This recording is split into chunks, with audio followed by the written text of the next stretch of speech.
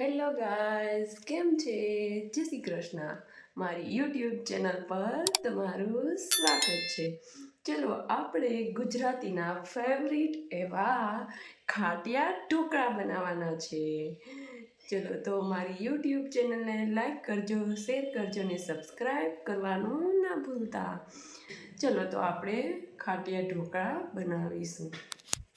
હાલો, આપણે ખાટિયા ઢોકળા બનાવશું. તો ખાટિયા ઢોકળા માટે મેં 3 વાટકી લોટ લીધો છે, ચોખાનો અને ચણાનો કરકરો લોટ બનાવી નાખ્યો છે ઘંટીમાં. જો કરકરો છે. હવે આપણે આ લોટમાં થોડુંક નમક નાખશું અને થોડીક છાશ નાખશું. છાશ હોય તો છાશ, નહીંતર આપણે દહીં પણ નાખી શકીએ. આ છાશ છે અને આ લોટ છે. ચલો આપણે આમાં નાખશું. ખાટી છાશ હોય તો ખાટી છાશ નાખજો, તો ખાટિયા ઢોકળા મસ્ત થશે.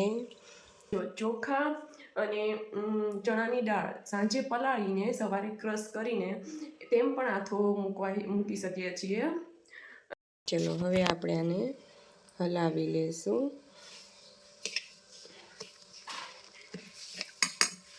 પેલું આપણું બેટર છે તૈયાર. હવે આપણે આમાં થોડુંક નમક નાખી દઈશું અને પછી 7-8 કલાક માટે આપણે આથો લેવા અને મૂકી દઈશું. ચલો આપણે 1 ચમચી નમક નાખી દઈશું. સ્વાદ અનુસાર નાખવાનું છે. હેલો ગાઈઝ, આપણું ખીરું તૈયાર છે. સવારનું મૂક્યું તો ચલો જુઓ આથો આવી ગયો છે.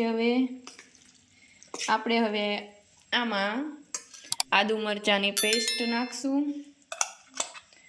આ આદુ અને મરચાંની પેસ્ટ મેં બનાવી છે, તે નાખશું. આપણે સ્વાદ અનુસાર નાખવાની છે.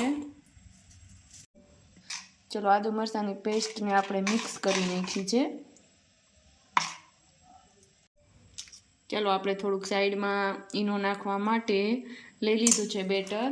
બધામાં નથી નાખવા દેવાનું, જેટલું આપણે ડીશમાં મૂકવું હોય એટલું જ લેવાનું છે સાઈડમાં, અને પછી એમાં થોડો ઈનો નાખી દીધો છે. ચલો આપણે નાખ્યો છે આમાં એકદમ ઢોકળા સોફ્ટ થાય એ માટે.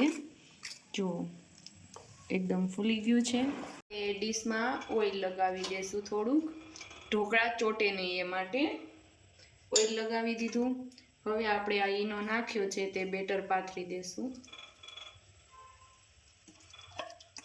ઉપર જરીક ચટણી લગાવી દઈશું.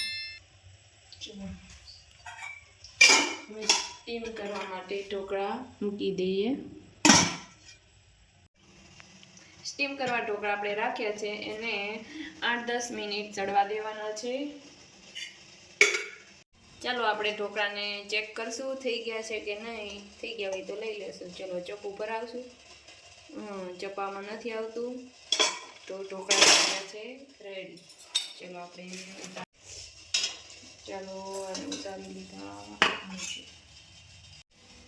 ચાલો આપણે આમાં હવે ચેકા પાડી લઈશું. ચોરસ ઢેફલી બનાવી લઈએ, પછી જોઈએ કેવી બની છે, કેવી સોફ્ટ થઈ છે તે જોવાનું છે આપણે હવે. તો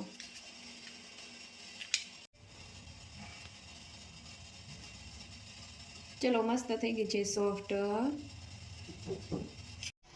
હાલો આપણે હવે ખાટિયા ઢોકળા વઘારશું. એના માટે થોડુંક તેલ નાખું છું, 2 પાવડા જેટલું. ચલો આપણું તેલ આવી ગયું છે, તો તેમાં આપણે નાખશું થોડીક રાઈ, પછી નાખશું થોડુંક જીરું, નાખશું હિંગ,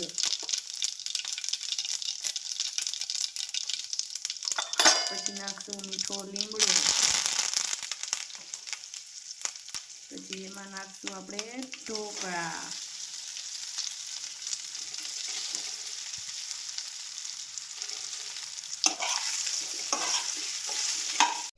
ચલો થોડીક ધાણા ભાજી નાખી દઈએ આપણે.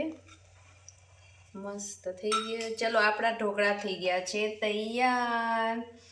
ચલો મારી આવી જ રેસીપી જોવા માટે મારી યુટ્યુબ ચેનલને લાઈક કરજો, શેર કરજો, કોમેન્ટ કરજો અને સબસ્ક્રાઈબ કરવાનું ના ભૂલતા.